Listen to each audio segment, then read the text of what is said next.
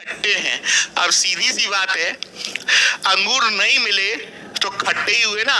मान के चलिए कि आप किसी को पसंद कर रहे हो और वो नहीं करे आपको पसंद है, आप पसंद कर रहे हो लेकिन वो सामने वाला पसंद नहीं करे और सबको ये बात पता चल जाए कि उसने उसको भाव नहीं दिया है? तो फिर बाद में आप कह रहे मेरे टाइप की नहीं है, मेरे बराबरी की नहीं है, उसका रंग ऐसा है।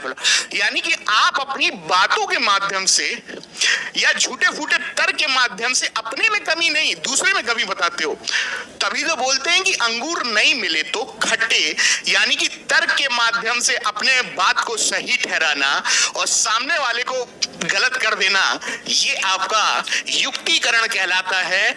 और ये कॉन्सेप्ट आपका सिगमंड फ्राइड ने दिया था। और युक्तिकरण का अर्थ होता है, युक्तिकरण का दोस्तों अर्थ होता है कि तर्क के द्वारा ये सिद्ध कर देना कि हम सही हैं, अंगूर नहीं मिले तो खट्टे। अरे उसी में कोई कमी थी भाई, हमें कोई दिक्कत नहीं थी, आप समझ पा रहे होंगे।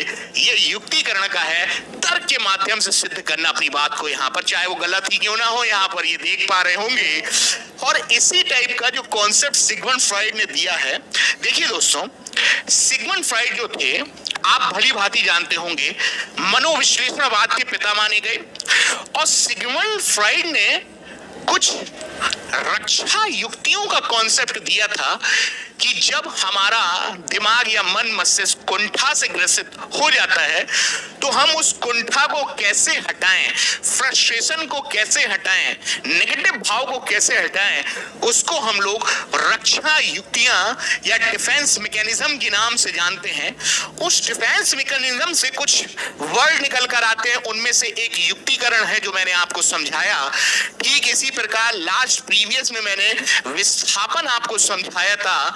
जैसे बॉस ने आपको डांट दिया तो बॉस का आपने कुछ नहीं करा, लेकिन बॉस का सारा गुस्सा आपने घर पे देखा, घर पर अपने बीवी बच्चों पर निकाल दिया, तो गुस्सा दूसरी जगह विस्थापित कर दिया। तो ये एग्जाम्पल जो हमने बताया था आपको विस्थापन का बताया था। आगे चल के हम लोग दमन